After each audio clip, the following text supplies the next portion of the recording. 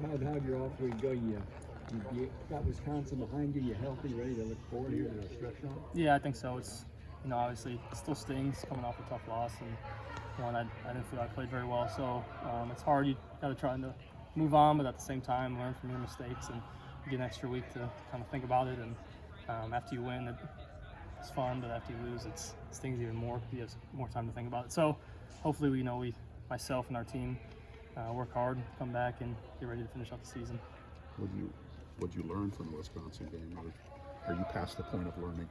No, definitely not past the point of learning. Kind of the same old stuff. It's was kind of the disappointing thing is that a lot of the things I made mistakes on in 2021 against Wisconsin, I did the same thing in 2022. So I think that was the hardest pill to swallow. Is I knew the mistakes I made and tried to learn from them, and then for some reason just didn't put it past me and made some stupid mistakes. So definitely never past learning. I think it's not fun to be humbled, but hopefully it makes you work harder. I know for a fact it's made me work even harder here down the stretch of the year, so hopefully we can go on a run from here. Because you came off a pretty good high from the Nebraska game with some of the throws you made in the fourth quarter.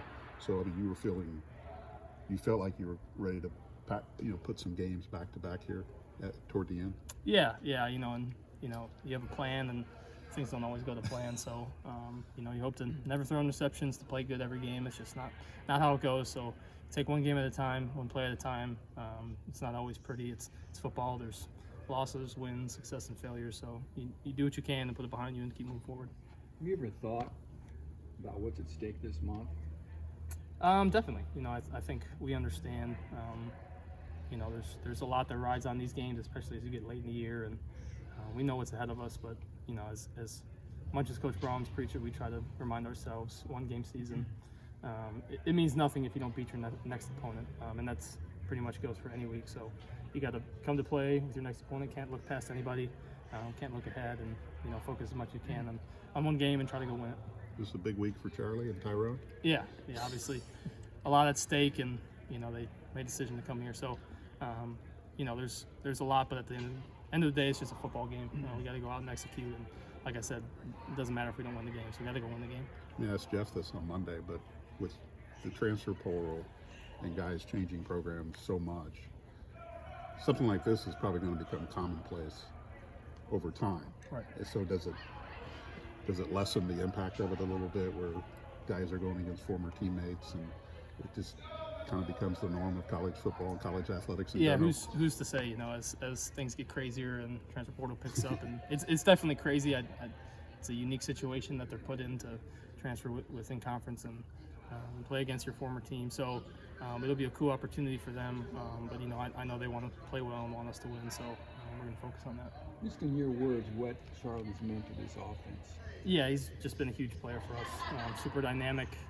Has come in and learned the playbook in a short amount of time and works hard.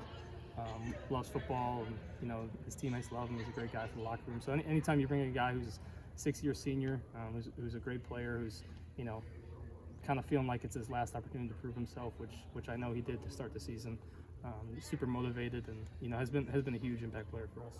Do you ever catch yourself maybe looking for him or anybody else?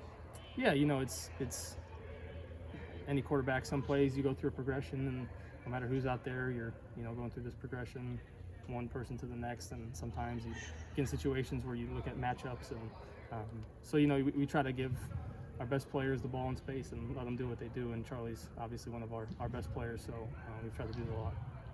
Obviously, Iowa, like Wisconsin, focal point of their team is their defense.